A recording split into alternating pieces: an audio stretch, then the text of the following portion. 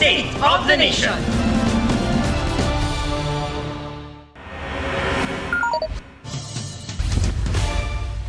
Biglang tumawid at lumiko ang tricycle na yan mula sa outermost lane sa Bantay, Ilocos Sur. Saktong paparating sa kabilang lane ng isang motorsiklo na nasalpok nito. Tumila po ng 3 sakay ng motorsiklo. Sugatan din ng 3 sakay ng tricycle. Nakalabas na sila ng ospital. Hindi pa nag-uusap ang dalawang partido. Kinailangang putulin ng kamay ng isang bata matapos masabugan ng paputok. Bukod sa paputok na minsala rin ng ilang ligaw na bala. May report si Jonathan Andal.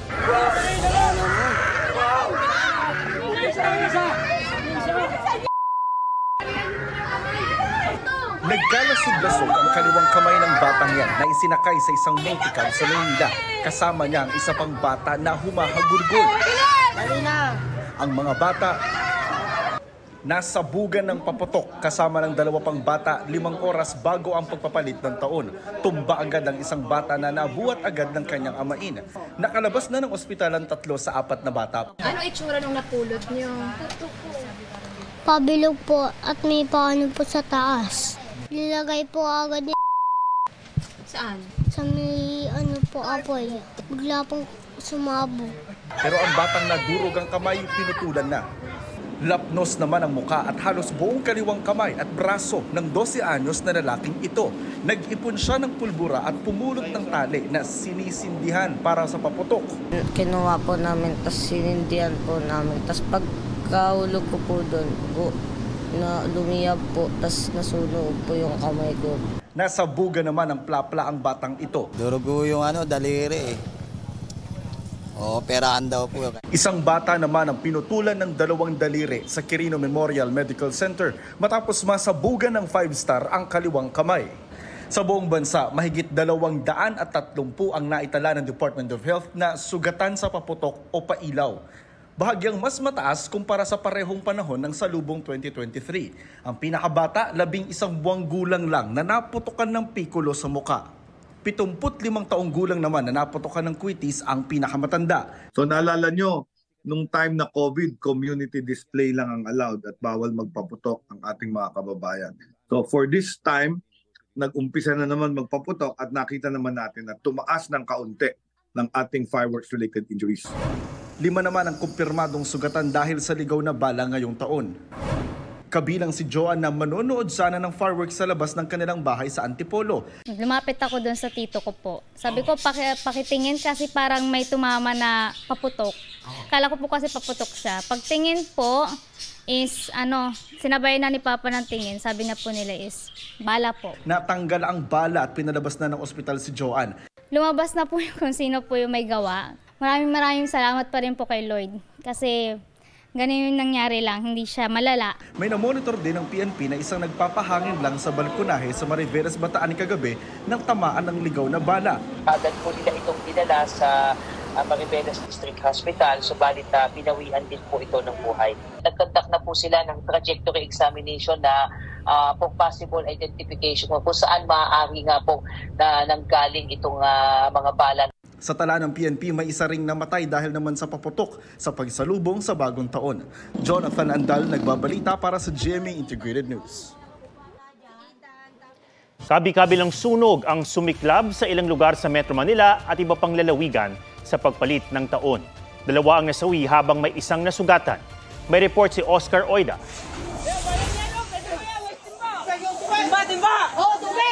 Nagpuputukan pa sa San Pablo, Laguna nang sumiklab ang sunog sa Barangay San Juan pasado alas 12 ng hating gabi. 4 na bahay ang natupok bago naapula ang apoy matapos ang 1 oras. Paputok ang isa sa tinitinang mitya ng sunog. Higit 1 oras pagkatapos sumapit ang bagong taon, sumiklab naman ang sunog sa 2 bodega sa Barangay Potrero sa Malabon. Tinatayang aabot sa 300 milyong piso ang halaga ng pinsala. Inaalam pa ang sanhi ng sunog na umabot sa Task Force Alpha. Sa Caloocan, isang bodega ng mga piyesa ng motorsiklo naman ang naabok kaninang madaling araw. Sa Davao City, nagkasunog sa Ramon Magsaysay Street, mahigit 1 oras pa lang ang lumilipas pagsapit ng bagong taon. Natupok ang 2 bahay at isang establishmento sa barangay Kalinan proper. Mahigit 600,000 piso ang halaga ng pinsala ng sunog na inaalam pa ang sani. Mahigit 100 taga-barangay Matina Crossing naman ang nagbagong taon ng walang bahay dahil sa sunog. Hinihina lang nagsimula ang sunog sa naiwang niluluto gamit ang kahoy. Sa General Santos City, walang naisalbang gamit ang 7 magkakaanak sa barangay Kalumpang. Naabo maging ihahain nila sana sa medyanoche. Ipinagpapasalamat na lang ng pamilya na walang nasaktan o namatay sa kanila. Iniimbestigahan pa ang sani ng sunog. Sa Cebu City, 7 istruktura naman ang natupok. Isang lalaki nagtamo ng paso sa likod, kaliwang braso at sugat sa paa. Wala namang nasaktan sa sunog sa isang restaurant sa loob ng isang mall sa Talisay City. Halos 10 milyong piso ang halaga ng pinsalan ng 2 sunog sa Cebu. Nagkasunog din sa isang compound sa barangay Ususan sa Taguig kahapon. 2 batang edad 6 at 10 ang nasawi. Inaalam pa ang sani ng apoy. Oscar Oida, nagbabalita para sa GMA Integrated News. Nahagip ng nakamotorsiklong MMDA enforcer ang 2 commuter malapit sa Main Avenue Station ng EDSA Busway sa Quezon City. Sir, dahil lang sir. Sir, huwag ka muna alis. May naano ka. Lasing pa ata to. Lasing nga oh. Nagpagewang-gewang ang enforcer habang pasakay sana sa motorsiklo. Sa video na pinost ng Transportation Department, makikita pang natumba ang enforcer. Humingi ng tulong ang nakasaksing driver at konduktor ng bus sa mga Coast Guard na naka-duty sa lugar. Inaalam pa namin ang lagay ng mga nasaging commuter. Ipinag-utos na raw ni MMDA Chairman Romando Artes ang investigasyon sa insidente. May rollback sa presyo ng petrolyo bukas habang tumaas naman ang presyo ng LPG. Sa anunsyo ng ilang oil companies, 35 centavos ang mababawa sa presyo ng kada litro ng diesel. 10 centavos naman sa gasolina. Ang ibang kumpanya may rollback na 1 peso and 40 centavos sa kerosene. Bumungad naman ngayong unang araw ng 2024 ang taas singil sa LPG. Nagmahal ng 3 pesos and 40 centavos per kilogram ang LPG ng Petron, bunsod daw ng taas presyo sa international market. Humanda na rin para sa mga nakaambang dagdag bayarin ngayong bagong taon. Sa monitoring ng GMA Integrated News Research, ngayong Enero lang ay simula ng mahigit 6 na piso hanggang mahigit 7 piso kada cubic meter na dagdag singil ng Metro Manila at Maynilad Water. Humihingi naman ng pamunuan ng MRT ng 2 pesos and 29 centavos na dagdag sa boarding fare at dagdag na 21 centavos sa bawat kilometro. Wala naman sa tig 100 pesos na kontribusyon ng employer at pagiging or pag-ibig member, posibleng maging tig 200 pesos na ito. May posible ring taas kontribusyon sa PhilHealth. Ilang manufacturer din ang humihingi sa DTI ng taas presyo at pwede raw itong mapagbigyan ngayong taon. Maraming operator ang humabol sa deadline kahapon para makapag-consolidate ng prangkisa para sa PUV Modernization Program. Iyong iba, humabol kahit hindi pabor sa consolidation at hindi raw alam kung paano pupodohan ng modern jeep. Sa datos ng Office of Transportation Cooperatives, nasa 70% na ang nag-consolidate sa buong bansa, pero nasa 40% pa lang sa Metro Manila. Ang mga hindi nag-consolidate ng prangkisa hindi na pwedeng bumiyahe, pero bibigyan sila ng 30 araw na due process.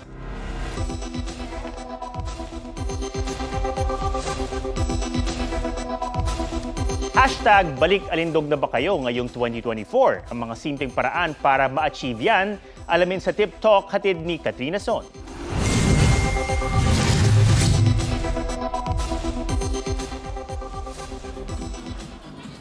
Sunod-sunod na Christmas party at mga handaan dahil sa one to sawang kainan. Napapos muna sa kanyang fitness journey si Bart Porcincula. Wala muna. Diet ng December, siyempre. Siyempre, kasiyahan lang siyempre kasama yung pamilya natin. Kaya ang main goal daw niya pagpasok ng 2024. Balik sa gym, ganyan, buhat-buhat, tapos bawas kain din. Ang iba naman, sa unang araw ng taon, sinimula na agad ang pag-ehersisyo. Para maganda po yung kalusugan kasi health is wealth. Para mag-lose ng weight at saka maging healthy. Kumbaga, i-start yung taon na to na doing healthy activities. Pero kung ang iba, problema ang holiday weight, ang 72 years old naman na si Celia Kalimag talagang hindi na raw kumain ng marami ngayong holiday season. Nag-exercise ako dito pero gumagamit ako ng may treadmill ako sa taas. Kasi may high blood. Kaya nagda-diet din. Para sa isang fitness coach, maganda ang ginagawa ni Lola Celia. Pero challenge talaga para sa marami ang tumanggi sa nagsasarapang pagkain kapag holidays. Payo niya sa mga may balik-alindog project ngayong 2024, mag-focus sa goal. Heto, may tips din siya. Una, stay hydrated. Malaki raw kasi ang naitutulong ng tubig sa ating pangangatawan. Pangalawa, dapat back on track sa sinusunod nating diet. Ihanda ang menu o kakainin para mas napapag-isipan ito. Prioritize din natin yung mga vegetables. Kasi sobrang low calorie yan eh. Tapos ang effect sa atin is mas madali tayo mabubusog. So yung calories natin is hindi tayo kaagad tataba. Pang-apat, hindi dapat kalimutan ang pag-eehersisyo. Ugaliing maglakad kung may pagkakataon. At panghuli, maganda rin daw na laging iisipin ang benepisyo ng pagkain ng tama at pag-eehersisyo para ma-motivate. At tandaan, sa bawat pagpapalit ng taon, nadadagdagan din tayo ng edad. Isipin lang nila na lahat naman tayo tumatanda na.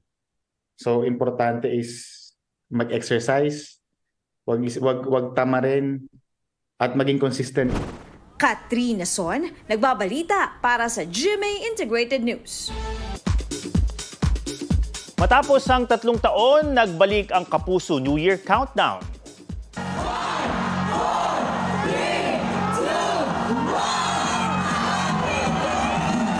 Dinagsa ng maraming kapuso ang Mall of Asia grounds para salubungin ang bagong taon at mapanood ang star-studded show. Nagbigay ng powerful performances ang first winner ng The Voice Generation na Vocal Mix, sina Christian Bautista at Miss Universe 2023 Top 10 finalist Michelle Marquez D. Pati sina Julie Ann San Jose kasama si Raver Cruz. Naraon din ang Firefly stars na sina Miguel Tan Felix at Isabel Ortega. Bumirit ang Divas of Queendom. Bumati rin si GMA Network Chairman Attorney Felipe Gozon. Inanunsyo rin sa countdown na magkaka-Season 2 ang Running Man Philippines. Ngayong bagong taon, patuloy na magbibigay serbisyo ang inyong Kapuso Network sa lahat ng Pilipino sa mundo sa pagbibigay ng high-quality entertainment and accurate news programs sa TV at sa digital.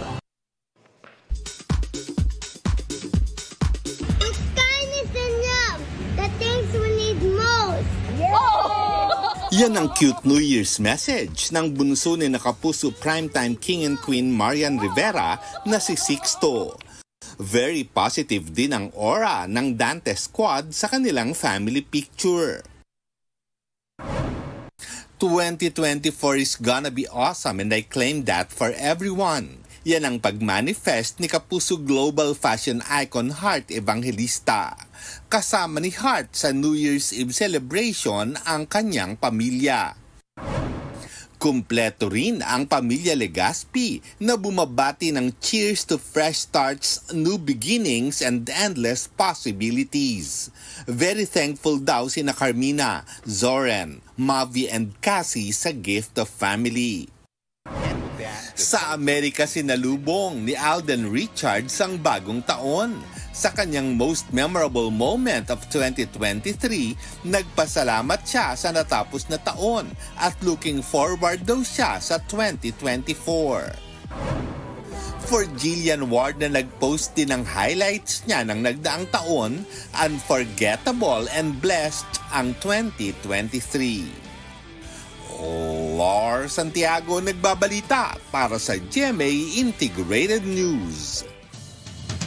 Yan po ang State of the Nation. Sa ngalan ni Maki Pulido, ako si Atom Araulio.